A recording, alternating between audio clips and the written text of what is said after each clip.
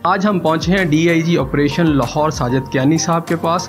उन्होंने अवाम के जानो माल के तहफ़्फ़ुज़ के लिए अब तक क्या इक़दामात उठाए हैं और अपनी ज़ाती ज़िंदगी के हवाले से वो क्या कहते हैं, आप भी जानिए। अच्छा साजिद साहब, पुलिस में क्यों आए? पुलिस में मेरा शौक़ था गवर्नमेंट सर्विस का ही, और मैं कश्मीर से बिलोंग करता हूं। तो जब मैं छोटा था, मैट्रिक करने से पहले का जो टाइम होता है जब आप चीज़ों से इंस्पायर हो रहे होते हैं, तो मेरे रिलेटिव्स में डिप्टी कमिश्नर भी होते थे, पुलिस में भी थे। तो देख के एक शौक़ था कि मैंने CSS करना है और गवर्नमेंट सर्विस ज्वाइन करनी है। और उसके बाद फिर उस वक्त तो यही होता है कि अवाम की खिदमत करनी, जो जज्बा होता है, जो स्टैंडर्ड बातें होती हैं जो वो हैं, लेकिन था यही कि गवर्नमेंट की जॉब करनी है। अच्छा, CSS के बाद ब्रांचेस तो बहुत सारी हैं ना, आप कस्टम में भी जा सकते हैं, किसी भी जगह जा सकते हैं, पुलिस ही क्यों? मेरा ये ख्याल है कि कोई आप वैसे मेरी एजुकेशन किसी और तरफ है, वो मेरा बड़ा अच्छा करियर है, वो भी हम बात करते हैं। लेकिन मेरा ये ख्याल है कि अगर आप किसी को कुछ दे सकते हैं असल में, जिसमें आपको समझ लें कि सरकार ने, कानून आइन ने आपको मैंडेट दिया है, वह कुछ कर सकते हैं, तो पुलिस उनमें पहले दर्जे पे आता है। और आप उस इंसान की मदद कर सकते हैं जिसको असल में मदद की ज़रूरत है। बाकी में तो जैसे कस्टम्स में तो सारे पैसे वाले लोग जाते हैं, बाकी और चीज़ें भी ऐसे ही हैं। लेकिन असल में अगर वाकई में दिल से आप किसी के काम आ सकते हैं, तो वो पुलिस का महकमा उनमें पहले दर्जे पे आप लिखेंगे, तो इसलिए मेरा दिल था इसमें आने। अच्छा, बहुत सारे लोग डॉक्टर्स बनना चाहते हैं, इंजीनियर बनना चाहते हैं, कुछ बनना चाहता है, लेकिन ज़रूरी नहीं है कि सारे कामयाब हो जाए, सारे वैसे एजुकेशन हासिल कर लें। और आपकी तो पोस्ट वैसे भी मुश्किल थी कि CSS करना था, तो आपको इतना यकीन था कि भाई मैं अब करूँगा तो बस पास भी हो जाऊँगा, निकल भी जाऊँगा और आ जाऊँगा इस पोस्ट में? वो पढ़ाई लिखाई में मैं बहुत ज़्यादा एक्स्ट्रॉर्डनरी नहीं था, बट एग्ज़ाम्स पास करने में बहुत अच्छा था मैं। अच्छा, मैंने बहुत सारी डिग्रीज़ ली हुई हैं जिस पे मैं फोकस करता था चीज़, तो वो उसके लिए मुझे ज़्यादा मेहनत नहीं करनी पड़ती, या जो मेरे दिमाग को क्लिक करे बात, तो उसमें मुझे आसानी होती थी। तो उम्मीद, जब पहली मरतबा इम्तहान आप जब देने जा रहे होते हैं तो 50-50 होता है, फिर लोग आपको डिमोरलाइज भी करते हैं, आपसे बहुत आपको नज़र आता है कि आपसे बहुत बेहतर लोग जो हैं वो पास नहीं हुए हुए, लेकिन कोशिश इंसान करता है, उम्मीद तो होती है, और उम्मीद मुझे थी कि मैं कर लूँ। अच्छा, ये कुलिया बड़ा हमें भी बताएं, हमारी जो व्यूअर्स हैं उनको भी बताएं कि ये क्या है कि जी आप पढ़ाई में अच्छे भी नहीं है लेकिन आप एग्जामिनेशन पास कर जाते हैं, इसका कुलिया क्या है? मैं असल में हार्ड वर्क के बजाय स्मार्ट वर्क में बिलीव करता हूँ। तो जब कोई भी एग्ज़ाम में देखा है, जब मतलब बंदा FSC के बाद अगले थोड़ा समझदारी वाले माहौल में ग्रेजुएशन लेवल पे जाता है, तो मैंने यही देखा कि सारा सिलेबस तो बहुत सारा होता है। ठीक है, वो आपकी उस सब्जेक्ट की अंडरस्टैंडिंग बढ़ाने के लिए तो बेहतर बात होती है कि सारा सिलेबस पढ़ें, बट एग्जाम्स बहुत लिमिटेड एरिया से आ रहा होता है। अगर आप अभी भी देखें तो हमारे तो जो सब्जेक्टिव सिस्टम ऑफ एग्जामिनेशन है, उसमें अभी भी आपको लगेगा कि कोई 30 से 40% सिलेबस जो है उससे एग्ज़ाम लिया जा रहा है, बाकी तो एग्ज़ाम में कोई पूछता ही नहीं है। तो फिर मैंने हमेशा यही किया कि मैं पिछले पास पेपर्स देखता था और उसको एनालाइज करता था, उस पर टाइम ज़रा ज़्यादा लगाता था, स्मार्ट वर्क करता था कि कितने कौन से क्वेश्चंस पूछे जा रहे हैं, क्या उनको फॉर्मेट होता है, उसके मुताबिक कोई 30-40% सिलेबस बनता था। कुछ क्वेश्चंस बनते थे, उनको निकाल के कुछ सब्जेक्ट्स बनते थे, यानी कि पोर्शंस ऑफ सिलेबस, उसके ऊपर फोकस करता था, तो वो एग्जाम में आ जाता था। तो एजुकेशन कहाँ से हासिल की इब्तदाई जो है? मैं आज़ाद कश्मीर से बिलोंग करता हूँ, तो कोई तीसरी जमात तक कश्मीर से की, उसके बाद फिर कराची आगे। फादर क्या करते हैं? फादर मेरे गवर्नमेंट सर्विस में थे। और अगर मैं बात करूँ कि आपकी कामयाबी आज जहाँ पर आप पहुँचे हैं, तो इसके पीछे किसका हाथ था? कौन ऐसी सपोर्ट थी आपके साथ जो आपको यहाँ तक लेके आई? इसके पीछे मैं ये समझता हूँ कि 3 बेसिक फैक्टर्स हैं। एक तो मेरे फादर जो हैं, वो उनका एक अप्रोच थी कि वो इंडिपेंडेंट करना।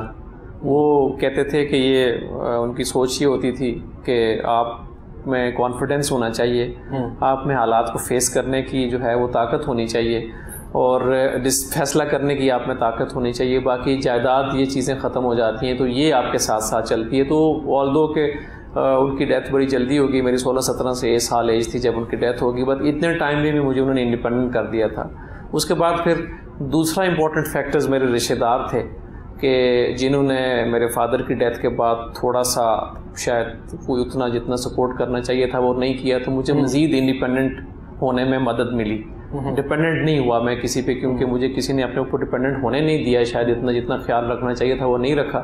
मेरी वो लाइफ में मैं समझता हूँ कि शायद आप वैसे देखें तो बुरी बात लगे, लेकिन मैं उसको अच्छा समझता हूँ, अल्लाह ताला का अपने ऊपर एहसान समझता हूँ कि मेरे साथ बेहतरी थी कि मैंने हालात के मुताबिक अपनी ज़िंदगी गुजारना शुरू की और ख़ुद अपने ऊपर ही सब कुछ आसरा किया कि मैंने अपने लिए जो कुछ करना है खुद करना है। थर्ड फैक्टर मेरी वालदा थी, उनकी वालदा की दुआएं थी। ऑल्दो मेरी वालदा की भी मैं अभी ASP बनने के 2 महीने बाद ही मेरी फ़र्स्ट पोस्टिंग हुई थी तो डेथ हो गई थी, लेकिन उस वक्त तक वो मेरे लिए बड़ी दुआएं और ख्याल रखना और सोर्स ऑफ इंस्पिरेशन, और उनके साथ होने की वजह से इंसान बहुत सारी फजूल बातों से बचा रहता है और फोकस्ड रहती है चीज़। तो वो उसकी वजह से ये 3 फैक्टर्स है जिसकी वजह से समझता हूँ कि मैं आज यहाँ पर। अच्छा, कमी रह जाती है, मेरा खिला भी रह जाता है फादर और ख़ासतौर पर मदर, जैसे आपने बताया, ये भी एक अल्लाह का, वैसे तो अल्लाह की तरफ से सब कुछ, लेकिन एक ट्रेजिडी भी है जैसे आप बता रहे हैं। तो अकेलापन फील नहीं होता उस वक्त जबकि देखें आप देखते हैं वालिदैन चले गए हैं और फिर उसके बाद आपको एक ओहदा भी मिल गया और जिसने खुशी मनानी है, जिसने देख के खुश होना है, वो नहीं दुनिया में है। शुरू में तो जब वालिद की डेथ होती है तो आपको कमी महसूस होती है, लेकिन उसके बाद अगर फ़र्ज़ करें कि आपकी कमी रहती है और आपने अकेले ही अपनी ज़िंदगी गुजारनी है, जिसको हम कहते हैं कि इंसान क्यों कहे कि मैं सेल्फ मेड हूँ, तो बंदा फिर उसका आदी हो जाता है, फिर वो उसमें बेहतर फील करता है। क्योंकि आप अगर अपनी ज़िंदगी में किसी पे डिपेंडेंट नहीं है तो मेरे ख्याल में आप दुनिया के खुशकिस्मत तरीन लोगों में से हैं। ये भी ब्लेसिंग इन डिस्गाइज आप समझते हैं? बिल्कुल, ये ब्लेसिंग इन डिस्गाइज और अल्लाह ताला के स्पेशल एहसान है आज के ज़माने में आपके ऊपर, ख़ास तौर पे कि जब बहुत ज़्यादा मटीरियलिज्म है, लोग मटीरियलिस्टिक हैं, रिश्तेदार भी आपके, दोस्त है, बाप सारे भी, और लोग आपको आपकी पोजीशन के मुताबिक देख रहे होते हैं। वो थोड़े लोग होते हैं जो आपके साथ सिंसियर होते हैं। तो इस टाइम में अगर आप किसी पर डिपेंडेंट नहीं है तो अल्लाह ताला का बड़ा स्पेशल एहसान है आपके ऊपर। अच्छा, ये बताइएगा कि एजुकेशन जो है आपने यहाँ पे हासिल की सिर्फ पाकिस्तान में कि बाहर भी गए? मैंने मेरी एजुकेशन में मैं मैट्रिक के बाद FSc प्री इंजीनियरिंग की। इंजीनियरिंग मुझे बड़ी मुश्किल लगी तो फिर मैंने उसके बाद आगे छोड़ दिया। फिर मैं चार्ट अकाउंटेंसी की और चार्ट अकाउंटेंट हूँ मैं, अल्लाह को शुक्र है अल्हम्दुलिल्लाह। BCom किया, LLB यहाँ से किया कराची से, LLM मैंने लंदन से किया, बट वो सर्विस के दौरान जब मैं SP था 2009-10 में मैं स्कॉलरशिप पे वहाँ पे इंग्लैंड से गया और यूनिवर्सिटी ऑफ लंदन से मैंने मास्टर्स किया। अच्छा, आपकी सारी वर्किंग के अंदर और इस सारे काम के अंदर आपकी मिसेस का कितना रोल है? मिसेस का इस हिसाब से तो बहुत रोल है कि ये सपोर्ट है कि तंग नहीं करती, क्योंकि मैं तकरीबन 17 साल मेरी पोस्टिंग्स हैं, सर्विस है, तो मेजॉरिटी फील्ड पोस्टिंग है। तो फील्ड पोस्टिंग में अगर आप शहर में हो तो आप टाइम नहीं दे सकते। तो इस सारी सूरत हाल में कि आप जब आप फैमिली के तमाम मामलात में बिल्कुल भी टाइम नहीं दे सकते, बच्चों को भी नहीं देख पा रहे, और इवन मतलब एक और उसको शिकवा थोड़ा सा ये होता है कि हम मतलब इतना ज़्यादा क्राइम, क्रिमिनल्स और ट्रेजेडीज़ देख देख के इनडिफरेंट हुए होते हैं, तो हमारे लिए किसी चीज़ में एक्साइटमेंट नहीं होती। तो घर के मामलात में किसी चीज़ में एक्साइटमेंट भी आप शो नहीं करते तो थोड़ा सा तंगी होती है, लेकिन ये सपोर्ट होती है कि वो आपको आपका काम करने दे, उसमें आपको अपने मसाइल उसमें लाके ना करे, बल्कि घर के और बच्चों के मामलात अगर वो खुद हल करे तो ये बड़ी सपोर्ट है। अच्छा, पुलिसिंग जो है ये एक प्रोफेशन है कि वे ऑफ लाइफ है? पुलिसिंग तो वे ऑफ लाइफ है, प्रोफेशन नहीं है। हमारे सिस्टम में जहाँ पे कोई ऑफिसर्स के लिए ख़ास तौर पे जब कोई शिफ्ट सिस्टम नहीं है तो आप समझ लें 24 आवर्स काम कर रहे होते हैं। मैं तो अभी छुट्टी भी अगर करता हूँ तो छुट्टी के दौरान भी काम करने पड़ते हैं। काम इस तरह से करने पड़ते हैं, आपको डिसीजन मेकिंग करनी पड़ती है, आपको अपने जूनियर को, ऑफिसर्स को बताना पड़ता है क्या करना है, वो आपसे पूछते हैं। इवन आपको ये बताते बताते छुट्टी ख़त्म हो जाती है कि मैं छुट्टी पे हूँ, फ़ोन आप बंद नहीं कर सकते। उसके बाद मैं अगर लाहौर में DIG ऑपरेशंस पोस्टेड हूँ और मैं इस्लामाबाद जाता हूँ, इस्लामाबाद में सड़क पे कोई मुझे बंदा मिलता है, वो मसले में है, वो मुझे जानता है पुलिस ऑफिसर के तौर पे, तो वहाँ का मसला आपके सामने रखता है। तो उससे तो वे ऑफ लाइफ यही होता है ना, क्योंकि आप तो अपने स्टेशन से बाहर भी पुलिस ऑफिसर हैं। आपको अगर लोगों ने TV पे देखा हुआ है कि आप DIG हैं, तो कराची में आपको देखते हैं तो वो आपका कोई मसले में तो आपके पास आ जाएंगे, तो वो आप यही वे ऑफ लाइफ होता है और क्या। अच्छा, इसमें आप किसी वक्त होता है ना कि आदमी थक जाता है कि यार ये एक ही तरह के काम, या फिर आप कुछ लोग हैं उनको कंफर्टेबल फील करते हैं उस सिचुएशन के अंदर? मेरा ये है कि मैं जो फील्ड ऑपरेशंस का काम है मैं इसमें बहुत कंफर्टेबल फील करता हूँ, क्योंकि एक तो रोज़ नई चीज़ें होती हैं, ये फाइल वर्क, पेपर वर्क मुझे पसंद नहीं है, उस पर उससे मैं तंग होता हूँ। और साथ वैसे मतलब हमारा काम ऐसा है कि जब आप थकने वाले होते हैं, जब आप थक रहे होते हैं, तो अचानक कोई बंदा आपके सामने आ जाता है जिसको आपकी मदद की ज़रूरत है, आपकी हेल्प की ज़रूरत है, आप उसके लिए किसी काम आ सकते हैं। कोई मसला आ जाता है जिसमें किसी आपकी इंटरवेंशन की इस तरह ज़रूरत होती है, आप किसी के लिए फ़ायदामंद होंगे, तो एकदम थोड़ा सा बंदे को नई मोटिवेशन समझ लें मिलती है। और ये किसी की मदद करके, किसी के काम आके, किसी की हेल्प करके हर पुलिस ऑफिसर को अच्छा लगता है, चाहे वो अच्छा हो कि चाहे बुरा हो। जब वो चीज़ अकम्प्लिश हो जाती है और कोई बंदा आपका शुक्रिया अदा करता है, कोई दुआ देता है, तो आपको लगता ही है कि आज का दिन आपका जो है वो अच्छा गुजर गया। CSS पास करने के लिए हमारे एस्पायरेंट्स को जो है, जो करना चाहते हैं, कोई गुरु की बात बता दें। एक तो मैंने स्मार्ट वर्क बता दिया पहले कि सिलेबस देख लें कि सारा सिलेबस टेस्ट नहीं होता, एग्ज़ाम है, मुकाबले का इम्तहान है। तो मुकाबले का इम्तहान ये मतलब होता है कि आप कंपटीशन में, ये कंपेटिटिव एग्जामिनेशन है, ये पास फेल वाला नहीं है। ठीक है, ये compete करना होता है, मुकाबला है। जैसे रेस में अगर आप दौड़ते हैं तो इनाम अगर फर्स्ट 3 के लिए है, तो जो फर्स्ट 3 आएंगे वही उन्हीं को इनाम मिलेगा। बेशक टाइम के दौरान हो सकता है पीछे 100 बंदा और पास कर चुका होगा। तो मुकाबले के इम्तहान में आपने compete जब करना होता है, तो आपने बेस्ट फॉर द बेस्ट के लिए आपने कोशिश करनी होती है। आपने बिल्कुल आगे हर चीज़ को सबसे आगे निकलने की एफर्ट करनी होती है। और वो तरीक़ाकार यही है, सिलेबस सारा टेस्ट नहीं होता, बट मेहनत करनी चाहिए। और अदरवाइज़ जैसे अच्छी प्लानिंग, अच्छी मैनेजमेंट का ये बेसिक प्रिंसिपल है कि आपको प्लान बी ज़रूर बनाना चाहिए। तो कभी आपने आपको इसी चीज़ के लिए ये नहीं सोच के बैठ जाना कि मैंने CSS ही करना है और कुछ नहीं करना। इससे आप जो है ना, वो आप समझ लें कि थोड़ा सा डिप्रेस होते हैं अगर आपसे CSS नहीं होता, क्योंकि अल्लाह ताला ने क्या पता आपके लिए इससे कोई बेहतर चीज़ लिखी हो। ठीक, तो हमेशा CSS को अगर आप करना चाहते हैं तो प्लान A रखें, बट B ज़रूर कुछ रखें कि ये ना हो तो आपने वो करना है। इससे ये कि ज़िंदगी आपकी रुकती नहीं है। आपकी जो आप समझ लें आपकी एफ़र्ट है उसमें जो ज़िंदगी गुजारने की और ज़िंदगी में अच्छे मुकाम पे जाने की, वो रुकती नहीं है। तो इसको रहना ज़रूर चाहिए, क्योंकि आप देखें कि फ़र्ज़ करें कि 8,000 10,000 लोग एग्ज़ाम्स देते हैं, तो उसमें से 200-300-400 लोगों ने पास होना है। और उसमें से भी अगर से DMG की या पुलिस की टोटल 20-40-50 सीटें हैं, तो इतने लोगों ने लगना है। तो एक रियलिस्टिक एनालिसिस बंदे को ज़रूर करना चाहिए कि ये मेरा इतने लोगों में से मैंने मुकाबला करके इतने लोगों में आना है, कुछ चांसेस ये भी हैं कि शायद ना आ सकूं। तो ये इसलिए इसको बिल्कुल इस तरह से ना लें कि आप समझ लें कि ये नहीं है तो ज़िंदगी में कुछ भी नहीं है। इसके अलावा भी ज़िंदगी में बहुत कुछ। आपका आइडियल कौन है? आइडियल कोई इतना बहुत ज़्यादा गौर नहीं किया, लेकिन थोड़ा सा आप ये समझें कि हम मुसलमान के तौर पे जितनी हमारी नॉलेज होती है, अंडरस्टैंडिंग होती है, और जो आपकी बचपन से ग्रूमिंग होती है, तो बंदा रसूल पाक सल्लल्लाहु अलैहि वसल्लम के हवाले से जब सोचता है, पढ़ता है, तो ढेर सारी चीज़ें आपको इंस्पायर करती हैं।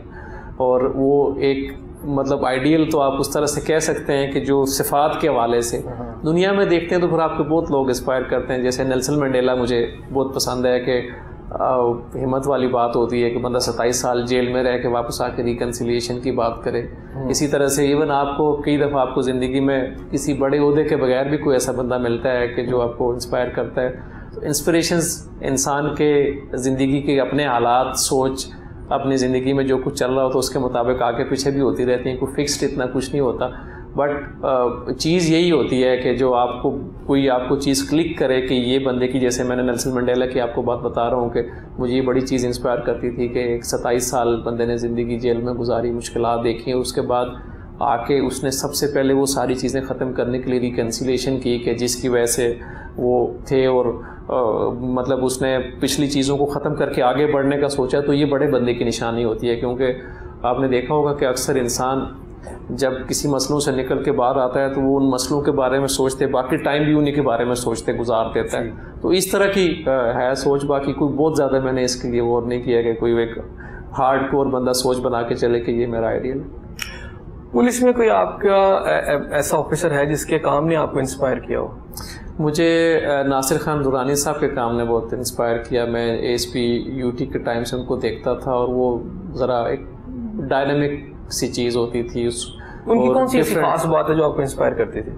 वो डिफरेंट होती थी, वो सबसे डिफरेंट सोचते थे। मतलब वो बाकी लोगों की तरह नहीं थे। जनरली आप एक चीज़ को करने के अगर एक तरीका है तो अगर 100 बंदे एक कर रहे हैं तो वो शायद अलग तरीके से करते थे। ये मैं अपने मोटिवेशनल स्पीकर भी हूँ अपने पुलिस के लिए, बाकी लोगों के लिए करता हूँ। तो मैंने कहीं पढ़ा, ये जैक मा जो अली बाबा कॉरपोरेशन का CEO है, तो इसके बारे में मैंने पढ़ा कि ये अपने ग्रुप हेड्स के साथ और जो MDs वगैरह के साथ मीटिंग करता है, कुछ इंटरवल के बाद, और उनसे पूछता है कि आप लोग बताएं कि हमें क्या करना चाहिए हमारे ऑर्गेनाइजेशन को, कॉरपोरेशन को। तो वो सारे उनको कहता है लिख के दें। तो वो सारे उसको लिख के देते हैं, हमें ये करना चाहिए, ये करना चाहिए। तो वो उसको शेल्टर में डाल देता है और कहता है कि अब ये नहीं करना, इसके अलावा हमने कुछ करना है, क्योंकि मार्केट में हर बंदा इसी चीज़ के बारे में सोच रहा होगा, तो हमने उनसे डिफरेंट होने के लिए डिफरेंट काम करना है। तो नासिर फरहान दुरानी साहब की एक स्पेशल बात थी, उसको मैं देखता था कि वो डिफरेंट है सबसे, चाहे वो कोई चीज़ बना रहे हैं, कोई एग्जीक्यूशन है, कोई प्लानिंग है, कोई ट्रेनिंग प्रोग्राम है, कोई जैसे ये जो 15 जो है रेस्क्यू 15 इन्होंने इस्लामाबाद में बनाया, शायद पाकिस्तान में भी पहले बनाने वाले वही हैं। तो डिफरेंट सोच थी दूसरों से। अच्छा, ओहदे के पीछे भागना चाहिए? बिल्कुल भी नहीं। बहुत सारे लोग यहाँ ओहदे के लिए वो फिर कोई सिफारिश करवा रहा होता है, कोई किसी तरीके से पहुंच रहा होता है, कुछ भी नहीं इससे फ़र्क पड़ता। मेरा अपना ये ख्याल है कि जो भागने वाले हैं एक स्पेसिफिक टाइम के बाद, अगर कुछ 10, 15, 20 साल के बाद बैठा के सोच लें, तो अपना कैरियर उसके साथ मिला कर देख लें कि जो कि नहीं भागा, तो 19 और 20 के फ़र्क के साथ आप दोनों बराबर होंगे। फ़र्क सिर्फ ये होगा कि आपने भागने के लिए मेहनत की, एफर्ट की, टेंशन ली, स्ट्रेस ली, लोगों की मेहनतें की, और अगले वाले ने वो आपसे हो सकता है 2-3 साल पीछे रहो, ख़राब पोस्टिंग्स पे रहो, लेकिन उसके जो बाकी सालों का सुकून है वो उसमें तो आप उसको मैच नहीं कर सकते। तो आप 19 और 20 के फ़र्क के साथ दूसरे के साथ, उसके साथ जो नहीं भागा बराबर होते हैं, बट जो उसने एक ज़िंदगी में पुरसुकून ज़िंदगी गुजारी विदाउट एनी स्ट्रेस टेंशन, उसको आप मैच नहीं कर सकते। आपको क्या चीज़ इत्मीनान देती है? मुझे इत्मीनान तो समझ लें कि ये चीज़ देती है कि अपनी ज़िंदगी में आपको सुकून हो, कोई परेशानी नहीं है या कोई पछतावा नहीं है, या कोई आपको ये फीलिंग नहीं है कि मुझे ये काम नहीं करना चाहिए था या ये बात नहीं करनी चाहिए थी। तो ये मेरे लिए बड़ा इत्मीनान होता है। मुझे मतलब हो भी फ़र्ज़ करें अपना कोई इंटरनल सिस्टम अल्लाह की मेहरबानी से इतना अच्छा है कि किसी को डांट भी दूं तो थोड़ी देर में एहसास होता है कि ये नहीं करना चाहिए था, तो बंदा उसको रेक्टिफाई कर लेता है। बाकी इससे बड़ी बात कोई होती नहीं है।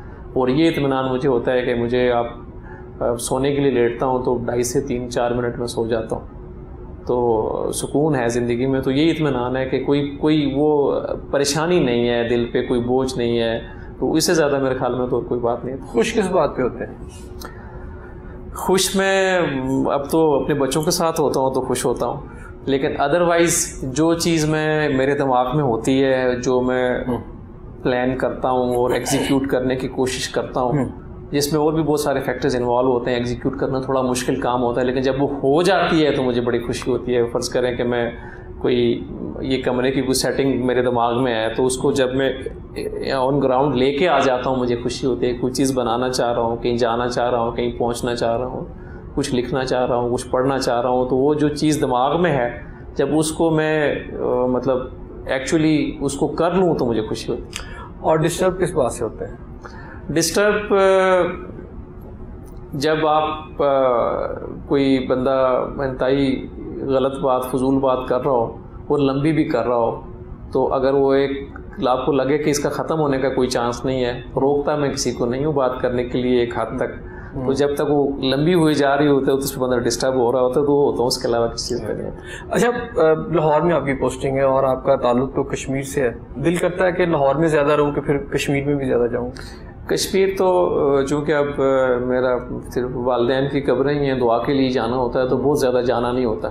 सेटल्ड मैं इस्लामाबाद में हूँ। इस्लामाबाद मुझे मतलब रहने के लिए पसंद है। मैंने पोस्टिंग भी 10 साल वहाँ पे रही है और उसके अलावा काफ़ी फैमिली वहीं पे है? फैमिली ये चूँकि अभी बच्चों के स्कूल की छुट्टियाँ हैं कोविड की वजह से तो मेरे पास आ गए हैं, वरना वो इस्लामाबाद ही होते हैं। तो वैसे तो अभी इस पोस्टिंग के दौरान इधर ही हैं, लेकिन ये इस पोस्टिंग को मैं एक मतलब एक प्रिविलेज समझता हूँ, एक अल्लाह की मेहरबानी समझता हूँ कि एक मतलब one of the junior most DIGs of Pakistan आपको, जहाँ पे आपने लाहौर में पहले सर्व नहीं किया और आप पे आपके इंस्पेक्टर जनरल ने, IG ने, चीफ मिनिस्टर ने भरोसा किया और आपको यहाँ पे पोस्टिंग दी और अल्लाह की मेहरबानी से 7वां महीना मेरा चल रहा है और पीसफुल चल रहा है। तो एक इस पोस्टिंग को मैं अल्लाह ताला की रहमत समझता हूँ, क्योंकि ये अल्लाह ताला का फ़ैसला है। क्योंकि जो चीज़ आपके जहन में है ही नहीं, जहाँ के लिए आप नहीं सोच रहे या कभी आपने उसको अपने उसमें लिस्ट में नहीं रखा हुआ वहाँ पे जाने वाला, तो वहाँ पे अगर हो जाए तो इसका मतलब है कि फ़ैसला किसी और ताकत का है। तो उस हिसाब से मैं इसको प्रिविलेज समझता हूँ और यहाँ पे मैं पूरी मेहनत से काम करता हूँ। जी नाज़रीन, वक्त तो एक छोटे से ब्रेक का, यहाँ ब्रेक लेते हैं। जब मैं ब्रेक के बाद वापस आऊँगा तो मज़ीद बात करेंगे, हमारे साथ रहिएगा।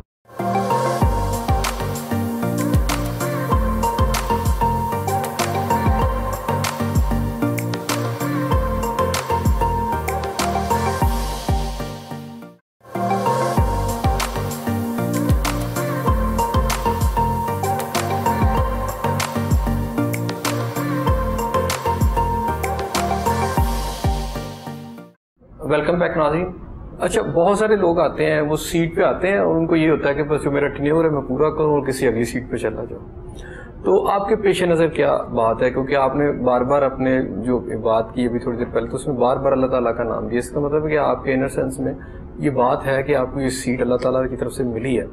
तो क्या समझते हैं कि आप जब आपको कोई सीट मिलती है, किसी ओहदे पर जब आपको लगाया जाता है, तो आपकी क्या जिम्मेदारी फील करते हैं?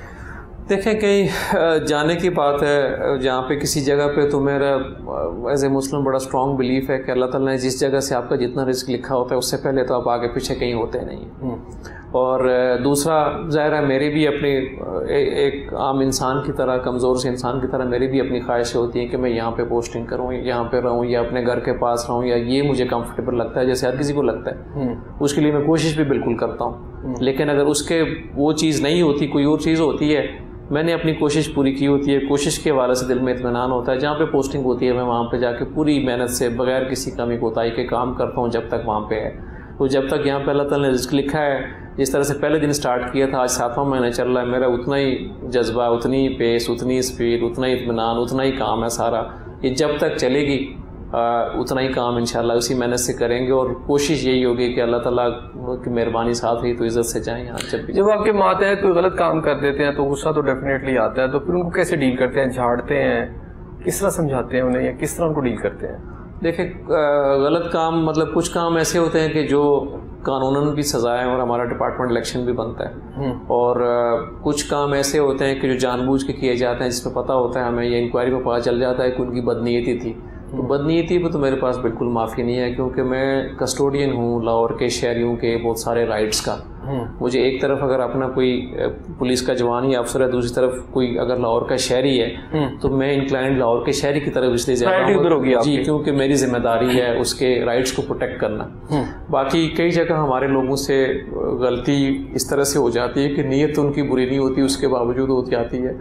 तो वो चीज़ अगर इंक्वायरी में साबित हो, ये फैक्ट्स या सर्कमस्टांसेस ये चीज़ बता रहे हों, तो वहाँ पे उनको हम लीनियंट व्यू भी लेते हैं, सपोर्ट भी करते हैं। लेकिन जहाँ पे अगर जानबूझ के किया गया है या किसी शहरी के राइट्स को इन्फ्रिंज किया गया है, तो वहाँ पे माफ़ी कोई नहीं है। अच्छा, आपने थोड़ी देर पहले बात की कि नासिर दुरानी साहब की बात आपको ये बड़ी अच्छी लगती थी कि वो आउट ऑफ द बॉक्स सोचते थे, जो आप लिख के देते थे वो हटा के कहते थे कोई नई बात। तो लाहौर में जब आप आए हैं या आप जब भी किसी और अहदे पे आते हैं, तो आपके नज़दीक जो आउट ऑफ बॉक्स चीज़ है वो क्या है? यहाँ पर आपने कौन सा ऐसा नया स्टेप लिया जिसे हम कह सकेंगे जी ये बिल्कुल रूटीन में जैसे बाकी चीज़ें चल रही हैं उससे हट के हैं? इसमें बेसिकली ये है कि लाहौर चूँकि एक बहुत बड़ा एडमिनिस्ट्रेटिव यूनिट है, मेरे ख्याल में ये किसी भी DIG के लिए ऑपरेशंस में पाकिस्तान की सबसे बड़ी कमांड है। 84 पुलिस स्टेशन के साथ कोई यूनिट नहीं है। तो इसमें सबसे पहले तो मुझे चीज़ों को समझना था कि चल क्या रहा है, और बहुत सारे, क्योंकि बीइंग अ पुलिस ऑफिसर मैं देखता रहता था इस्लामाबाद या पिंडी बैठ के भी, या हाफिज़ाबाद में भी किलौर में इशूज़ आ रहे हैं, तो वो क्या क्या इशूज़ आ रहे हैं, कुछ हम अंडरस्टैंडिंग भी होती थी कि ये इस वजह से हुआ है, और वो उसके लिए ज़ाहिर है कभी इतना उसमें कोई वो नहीं किया, इंक्वायरी नहीं की, या अर्ज नहीं थी कि मैं पता करूँ क्या हुआ है।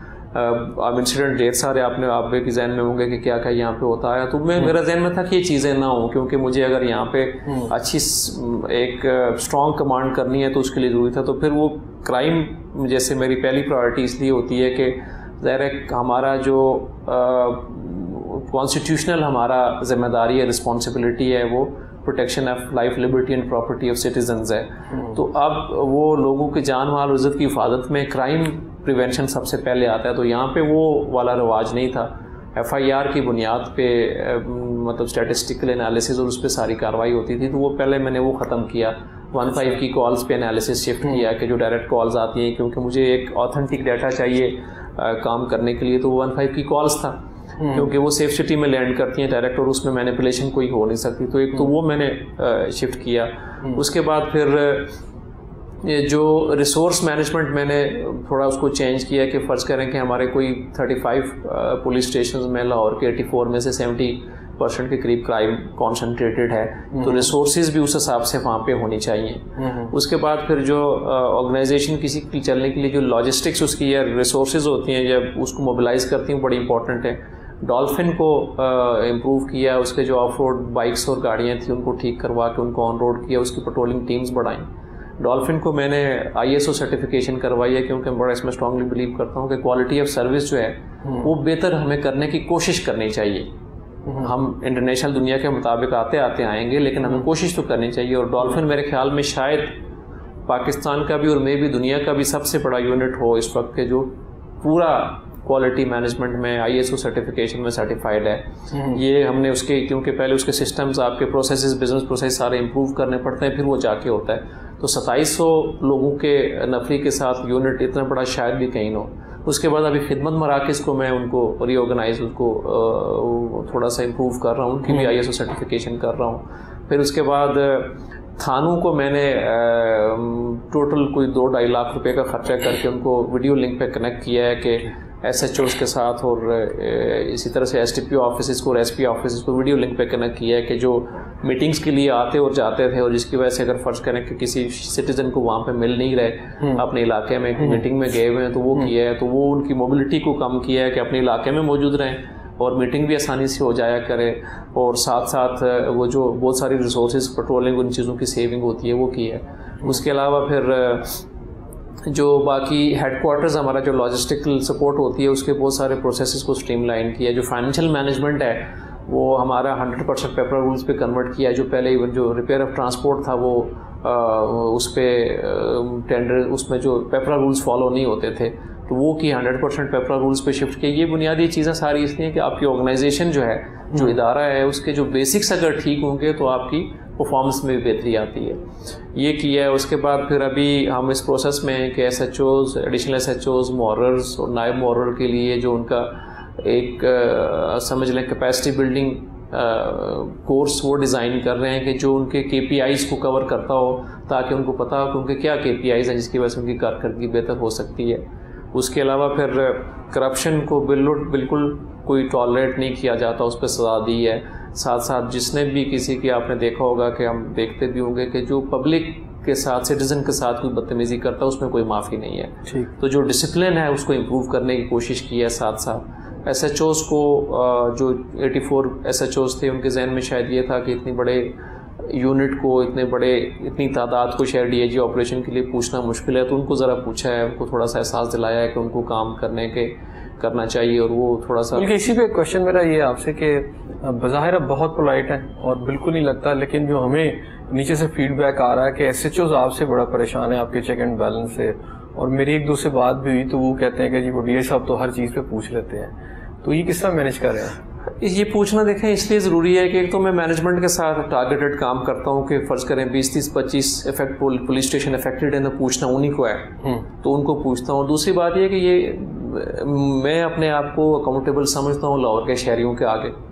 ठीक है, मुझे कोई शायद उस तरह से ना पूछे, कानून ना पूछे, अल्लाह ताला तो देख रहे, और लोगों की जिम्मेदारी मेरे ऊपर तो है, मैंने जवाब तो देना ही है, आज नहीं कल, किसी न किसी जगह, किसी ने और नहीं तो अल्लाह ताला के आगे तो देना ही है, तो मैं तो उनका जवाब दे समझता हूँ। फर्ज करें अगर ये कहते हैं कि हमारा काम बहुत अच्छा है SHOs को, मैं सिर्फ को एक बात कहता हूँ कि अगर मुझे एक मीटिंग में एक बात का मुझे जवाब दें तो मैं मान जाऊँगा कि आप बिल्कुल, आपका थाना बहुत अच्छा चल रहा है। उनको कहता हूँ कि रात के 1:30, 2, 2:30 बजे अगर आप मुझे, अभी मैं आप में से कोई खड़ा हो कि मुझे बता दे कि आपकी बहन या बेटी या बीवी अकेले आपके ही थाने में जाके अपना रपट लिखवा के FIR करवा के वापस आ सकती है, और आप इस पर कॉन्फिडेंट है कि ऐसा हो सकता है, तो मैं समझता हूँ ठीक है, वरना ठीक नहीं है, तो उस पर सारे चुप हो जाते हैं। क्योंकि कोई स्टैंडर्ड मेयार तो चीज़ों का रखना चाहिए पड़ता है कि इसमें आप समझें कि चीज़ ठीक है।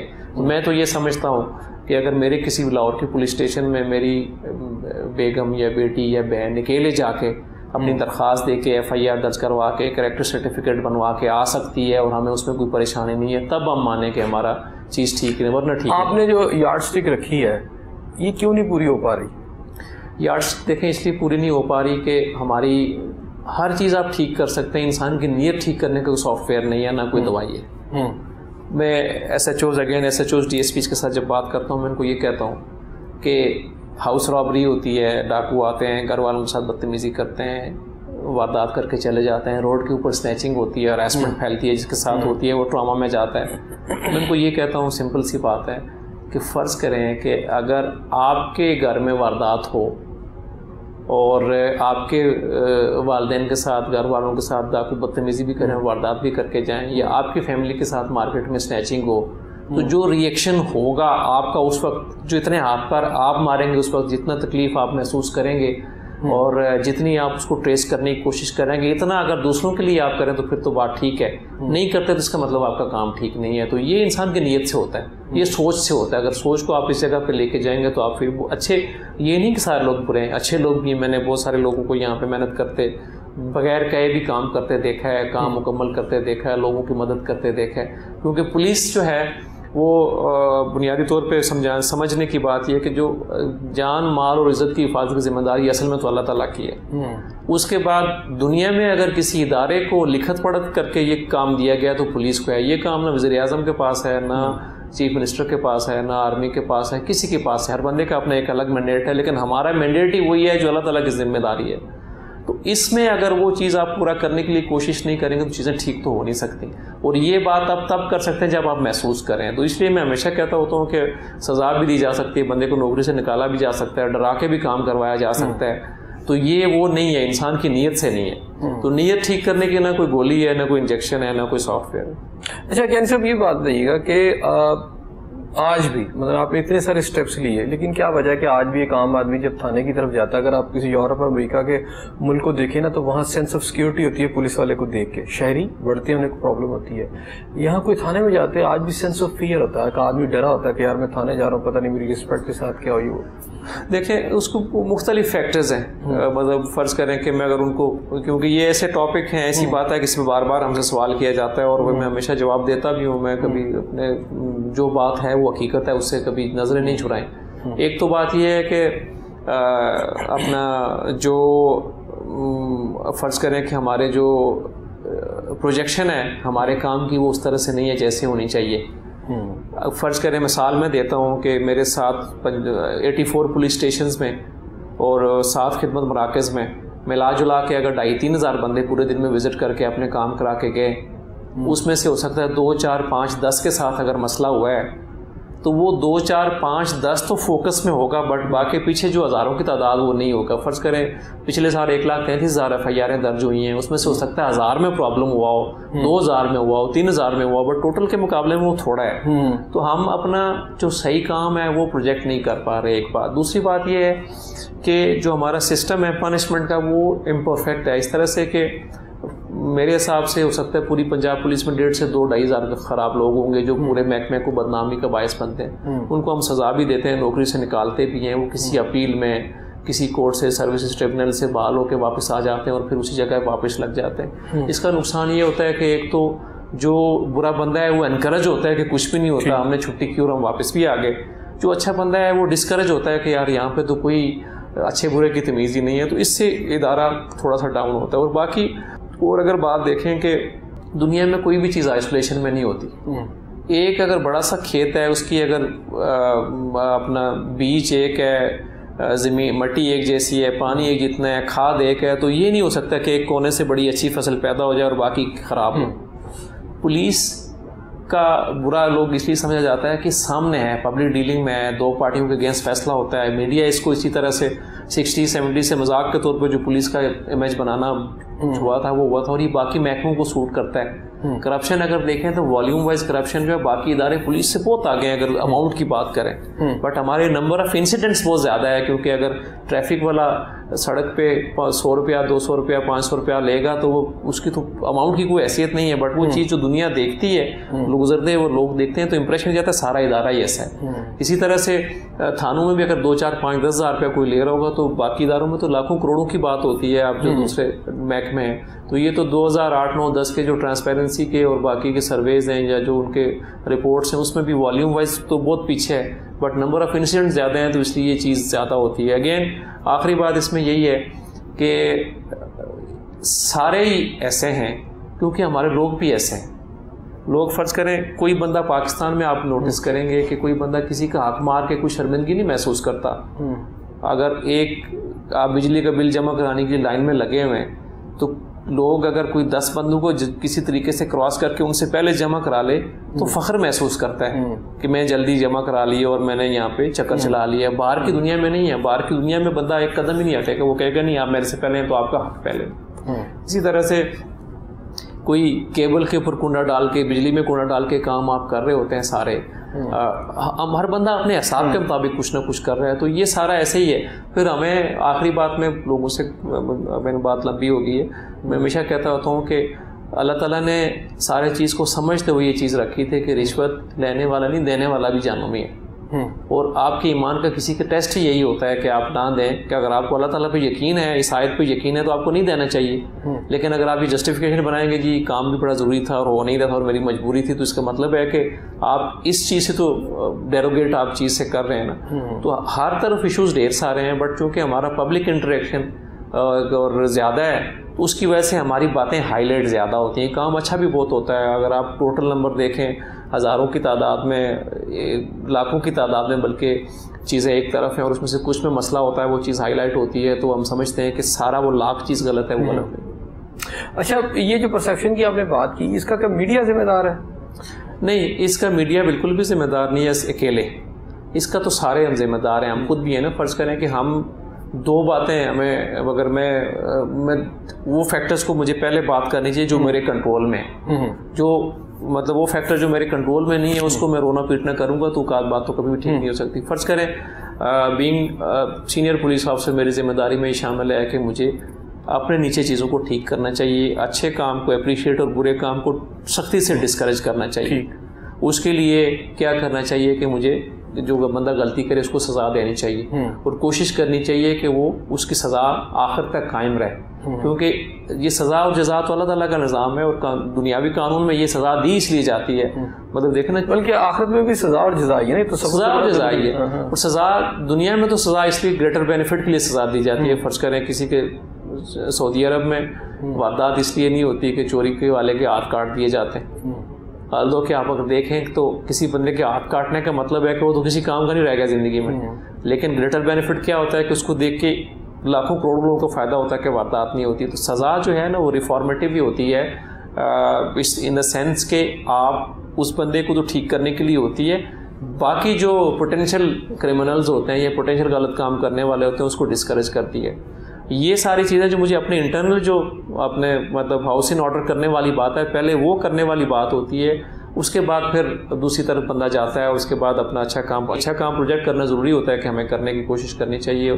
5 साल पहले, उससे 5 साल पीछे, फिर 5 साल पीछे, तो यकीनन आपको इंक्रीमेंटल या ग्रेजुअल बेहतरी तो आपको ज़रूर मिलेगी। हम ये ज़रूर कह सकते हैं कि अभी तक जैसे हम स्टैंडर्ड हमें समझना चाहिए था या जैसा होना चाहिए था वैसा नहीं है। उसके लिए हम एक तो मैंने तो जहाँ पे भी पोस्टिंग रही है तो मैं ये करता हूँ कि पिछले सिंपल सा फार्मूला हुआ जो स्मार्ट वर्क में जिसमें बिलीव करता हूँ कि पिछले 2, 4, 5 सालों की जो कंप्लेंट्स है अगेंस्ट पुलिस ऑफिसर्स वो निकालता हूँ, उसका एक एनालिसिस कर लेते हैं कि कितने लोगों के खिलाफ पब्लिक के साथ बदतमीज़ी की कंप्लेंट्स हैं, कितने लोगों के पास खिलाफ जो हैं वो टॉर्चर की कंप्लेंट्स हैं, कितने लोगों के खिलाफ एस्केप फ्रॉम कस्टडी और कितने के खिलाफ डेथ इन कस्टडी की कंप्लेंट, जो सीरियस कंप्लेंट्स हैं जो रिलेटेड टू पब्लिक या कस्टडी या पब्लिक डीलिंग है।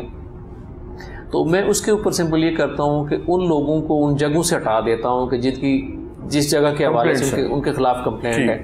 तो फ़र्ज़ करें किसी के खिलाफ कंप्लेंट है कि उसके पब्लिक के साथ बदतमीज़ी और मिसबिहेवियर, टॉर्चर की बहुत सारी कंप्लेंट है, तो उसको पब्लिक डीलिंग वाली जगह से हटा दें, तो ऑटोमेटिकली आपके काम में काफ़ी सारी बेहतरी आ जाती है। फिर हम जो ह्यूमन रिसोर्स मैनेजमेंट का बेसिक प्रिंसिपल है right man for the right job, हम इंटरव्यू नहीं करते, तो वो मैंने यहाँ पे ये प्रैक्टिस डाली है कि इंटरव्यूज करके की पोजीशन पे बंदे लगाए जाएं, ताकि कुछ लोगों का टेम्परामेंट शॉर्ट होता है तो उसको पब्लिक डीलिंग वाली जगह पे होना नहीं चाहिए।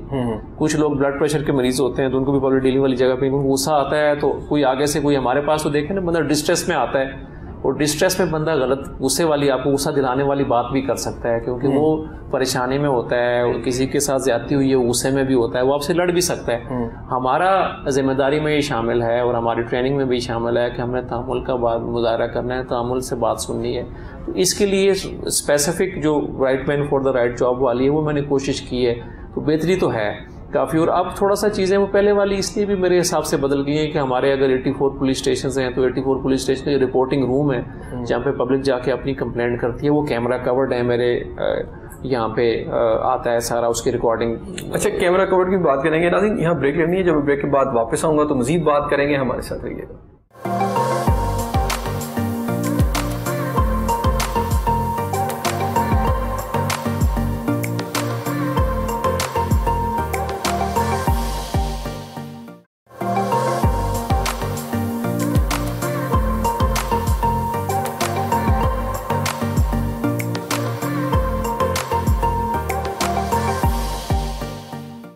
नाज़रीन, प्रोग्राम में आपको एक दफ़ा फिर खुश आमदीद कहते हैं। अच्छा, ख़वातीन का 50% से ज़्यादा जो हमारी आबादी का जो है उसमें उनका शेयर है, लेकिन पुलिस के अंदर जो हमें भी डाटा आया तो मैंने देखा कि 0.2% कुछ इस तरह करके है, यानी या फिर 2% है या 3% है। तो ये 2-3% को लाहौर के अंदर आपने को बढ़ाने का कोई तरीका अपनाया है?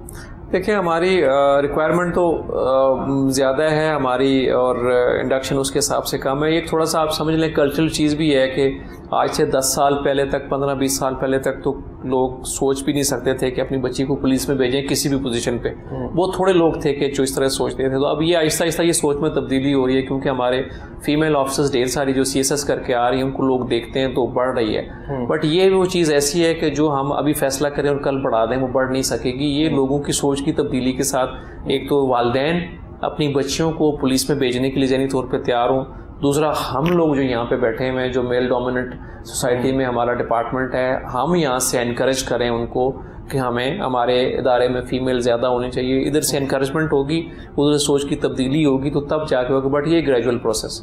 अच्छा, अपनी फोर्स की बेहतरी के लिए आपने क्या स्टेप्स लिए हैं?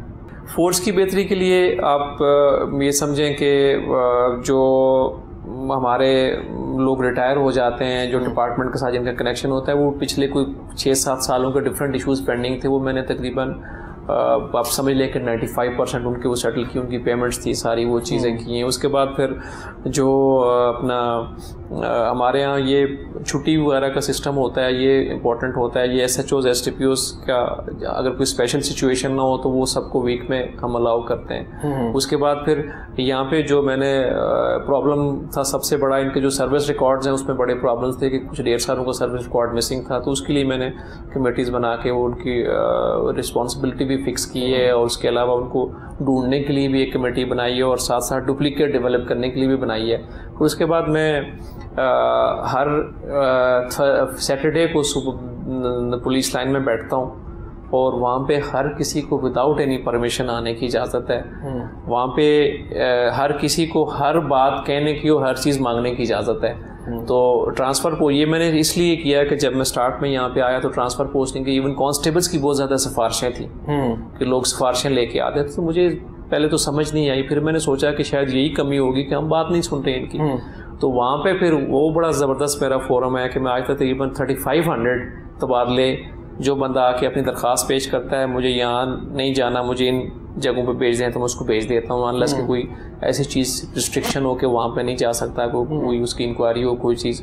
तो 3500 की तबादले कर चुके हैं। दूसरे ज़िलों के लोगों के काम होते हैं, हम उसी वक्त बदलकर DPO से रिक्वेस्ट करके उनका मसला हल करवाते हैं। फाइनेंशियल हेल्प किसी को चाहिए होता है वो हम करते हैं। फीमेल्स के जो प्रॉब्लम्स होते हैं वो हम उनको वहाँ पर रिजॉल्व करते हैं। जो सर्विस मैटर्स होते हैं, जिनकी अपील्स होती हैं, वो हम डिसाइड करते हैं। तो वो एक सैटरडे वाला फोरम मेरा जो है वो लाहौर पुलिस के लोअर रैंक्स को, ख़ास तौर पर सिपाही से लेकर सब इंस्पेक्टर को सबसे पसंदीदा जगह है, जिसकी वजह से वो समझ लें कि मेरा बहुत ज़्यादा मेरे से खुश हैं। वो फोरम उनके हेल्थ और एजुकेशन इनके बच्चों की जो एजुकेशन है, इसके लिए हमारे ऑलरेडी जो हैं वो उसके MOUs जो हैं वो सारे इदारों के साथ साइन हुए हैं, जहाँ पे ख़ास तौर पे हम फोकस करते हैं अपने शोधा के बच्चों के साथ, और जो इन सर्विस डेथ होती है उनके बच्चों के लिए, या इंजर्ड होते हैं इन सर्विस, उनके लिए ख़ास तौर पे डिस्काउंट्स हैं सब।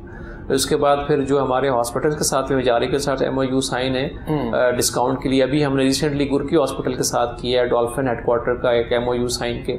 डॉल्फिन के जो भी लोग बुलेट इंजरी के साथ वहाँ पे जाएंगे तो वो बहुत ज़्यादा डिस्काउंट के साथ उनका इलाज करेंगे, उनको अवेलेबल है। तो ये एक तो गवर्नमेंट अपनी जगह देती है, और बाकी जो कम्युनिटी की सपोर्ट से, जो कॉर्पोरेट सोशल रिस्पॉन्सिबिलिटी है इदारों की, उनकी सपोर्ट से हमने ढेर सारे इनके लिए ऐसे इनिशिएटिव लिए हैं कि हम इनके बच्चों की तालीम और इनकी अपनी हेल्थ और ये जो इंजरी कोई अगर सर्विस के दौरान होती है तो उसके लिए हमको सपोर्ट करते हैं। और बाकी हमारा एक वेलफेयर फंड भी है जिससे हम इनको बड़े खुले पैसे देते हैं इलाज के लिए। अच्छा डी साहब, कौम के लिए और अपनी फोर्स के लिए कोई पैगाम? अपने फोर्स के लिए तो मेरा यही पैगाम है कि जो अल्लाह ताला ने ज़िम्मेदारी अपने पास रखी है, लोगों की जान माल इज़्ज़त की हिफाजत की ज़िम्मेदारी, वो आपको भी दुनिया में दी हुई है। तो इतना बड़ा काम अगर आपके ज़िम्मे लगा है तो इसको उसी तरह से हमें अदा करना चाहिए जिस तरह से इसका हक बनता है। और बाकी जहाँ तक लोगों के लिए या लाहौर के शहरियों के लिए मेरा पैगाम यही है कि ये पुलिस आपकी पुलिस है, और जिस तरह से घर में कोई बच्चा होता है उससे गलतियाँ भी होती हैं लेकिन वो आपका अपना होता है, इसी तरह से आपके अपने। हम बहुत अच्छा काम करते हैं, ढेर सारा अच्छा काम करते हैं जो आपकी नॉलेज में नहीं आता, क्योंकि नॉलेज में वही चीज़ आती है जब मसला बनता है। तो मसले में भी हम बिल्कुल, अगर जो मसला ऐसा है कि किसी की नीयत के साथ उसने पूरा किया तो उसको सज़ा हम देते हैं, लेकिन जो अच्छा काम है हमारा ज़रूर वो अप्रिशिएट करें, हमारे साथ खड़े हों, हमारे मददगार बने, ताकि उसका फ़ायदा ये हमें होगा कि जो अच्छा काम करने वाले हैं वो इनकरेज होंगे, वो मज़ीद अच्छा काम करेंगे, और जो बुरा काम करने वाले हैं हम इंशाल्लाह उनको सज़ा इस तरह से देंगे कि उनको वो दोबारा ऐसा काम करने की हिम्मत न हो, और उनको उस सज़ा को देख के बाकी जो लोग इस तरह का सोच भी रहे हैं उनकी सोच में कोई ऐसी बात ना है। जी नाज़रीन, आपने बातें सुनी DIG लाहौर साजिद कियानी साहब की। बड़ी तफसील से उन्होंने बताया कि उनकी फोर्स कैसे काम कर रही है, उनके इनिशिएटिव क्या है और कौन सी ऐसे काम है जिसकी बदौलत जो है हम समझ सकते हैं कि लाहौर का जो है लॉ एंड ऑर्डर जो है वो एक तो उसकी सिचुएशन बेहतर होगी, उसके साथ साथ जो क्राइम है वो कम होगा। इस दुआ के साथ कि अल्लाह ताला आपको अपनी रहमतों के साए में रखे। अपने मेज़बान हसन ज़िया को इजाज़त दीजिए। अल्लाह हाफ़िज़।